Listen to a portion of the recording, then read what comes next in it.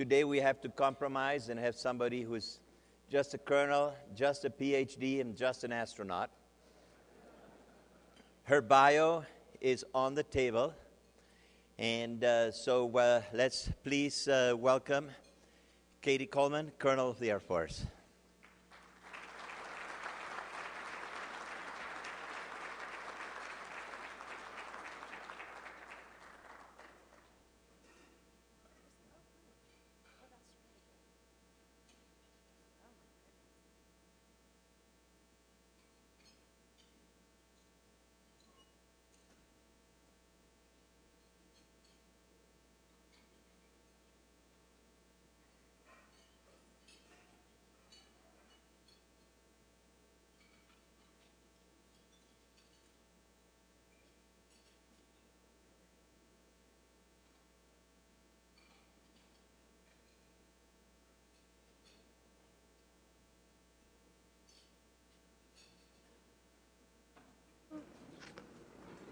Hello, can you hear me? Oh my goodness, this is the fanciest mic I've used, I think. I feel like I'm on some game show with this one. Well, I'd like to thank everybody for having me here.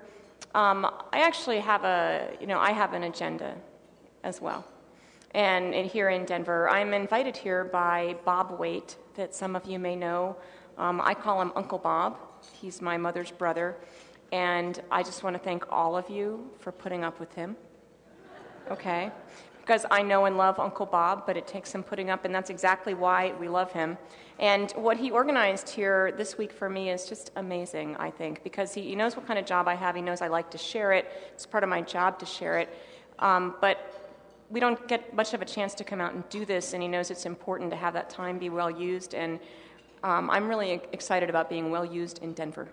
And so far it's happening really nicely. I've already spoken to, I think, 4 schools and the Mile High Squash kids yesterday, the first group of them, and we'll do more Mile High Squash kids this afternoon. And it's been interesting to me to learn about the Denver Athletic Club and some of the things that it does, and to realize that, here at the Rotary Club, I'm looking at a group of people who are all about the future. We bring some of our experience, we bring some of our past and the present, but by being here today, you're about the future as well. And these kids at all these schools and these programs, they are the future, and it's our job to get them ready. And I figure my job is to keep you well informed. So I want to run through a bunch of slides really quickly. Is this too loud for people? No? Okay. Anyways, let me get this guy kind of arranged here. So I thought I would run through some slides and a little video which I just narrate, and I just like to give you a little taste of what life is like living up on the space station. I feel so amazingly lucky. I've been an astronaut for 20 years, or just about 20. I've been on 2 shuttle flights, 16 days in space and then 5 days in space, and now 159 days on the International Space Station.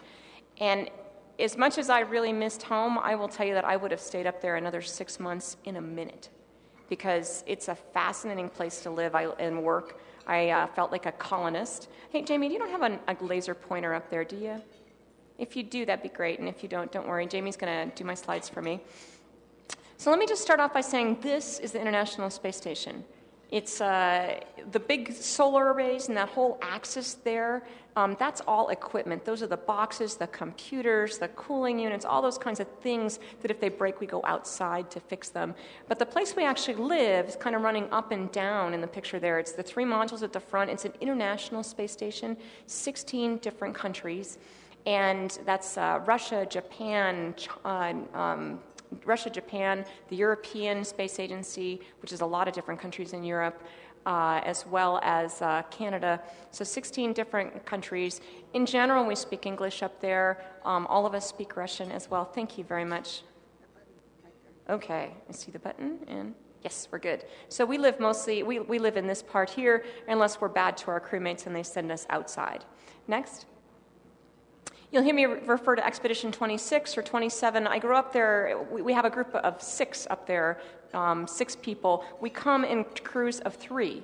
And so 3 people were up there when I got there, and then Dima Kondratiev, Paolo Nespoli from Italy, and myself came up in December just before Christmas last year. Next. And this shows you our crew of 6. So we make up Expedition 26. This guy over here might look familiar. This is Scott Kelly, brother of Mark Kelly. We have 2 twin brother astronauts, and I spent 4 months with one of them up on orbit. And then his twin brother, Mark Kelly, you've probably heard a lot about in the news lately. Mark is married to Gabriella Giffords, who was shot in that shooting in Tucson that was so tragic. And so that was an interesting, I guess, thing to be a part of. They're a pretty wonderful family, and it taught me a lot about what family is all about. But you'll see Scott, and then Scott went back to Earth, landed with his crew in March, and in May, end of April and May, his brother came up on the space shuttle. So you'll actually see both faces in these pictures. Next. And that's the patch that represents the new group of 6. So there's the 3 of us, Paolo, Dima, and myself, and then Andre, Ron, and Sasha Samakachayev, who came up in March. Go ahead. And there's our group of 6 there as the second crew. We don't get to pick these people. We don't, and in fact, I will be candid and say that there's several of them I didn't think that I would enjoy doing this. You know, I might actually jump over here so y'all don't have to look in 2 places. There we go. And so, we don't pick each other's crews, and I think this applies to every single business or marriage where more than 2 people or where more than one person is a part of it. And that is, being part of a crew and getting something to having the work that you're doing be more important than whether you are cold or tired or like the people that you're with. And it's been a pretty interesting, experience for me in that respect. Next. This is our crew, and I like to just show, here we are in our Russian suits because we took the Russian rocket up and down, and this is the 3 of us so excited to go to space.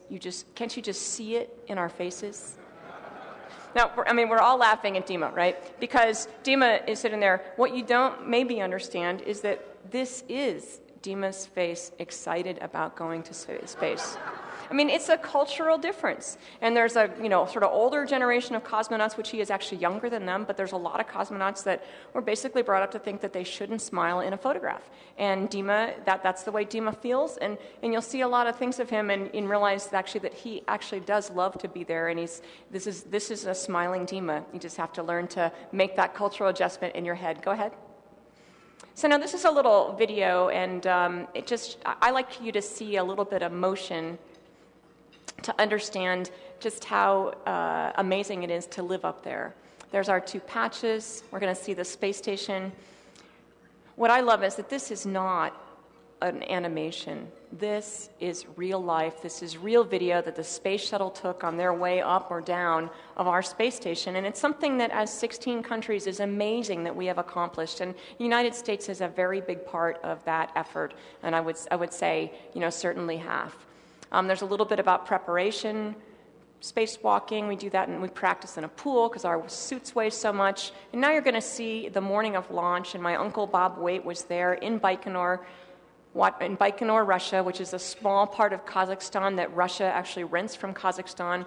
And there we are doing leak checks. There's my son and my husband watching launch on a December day in Baikonur, Russia. So you know that my uncle really does indeed love me a lot to come. Now, we just had a launch on Sunday, and Dan Burbank, who is a Coast Guard officer, was on that launch. He's from Massachusetts. And so just on Sunday night, this is what Dan's family was hoping to see. But there was such a blizzard that the rocket indeed did launch, but they barely got to see it because it was snowing so hard. So now I told my uncle he was really, really lucky, and along with my husband and everybody else who came. So this is us 8.5 minutes after launch. We're in space, and then we spend about 2 days getting to the space station, docking with the space station, attaching our Soyuz, our 3-person spacecraft, and now we're in space, and life is different. This is what it's like to live up there. You fly from place to place. This Japanese supply ship, which weighs some amazing number of tons, is flying in parallel, in formation with our space station. It came up. It was my job, along with Paolo Nespoli, to grab this Japanese supply ship with the robotic arm. So we're on the controls inside.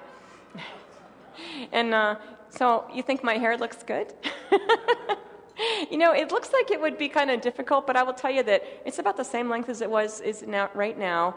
But no matter what's happening in space, when you move, it moves. It's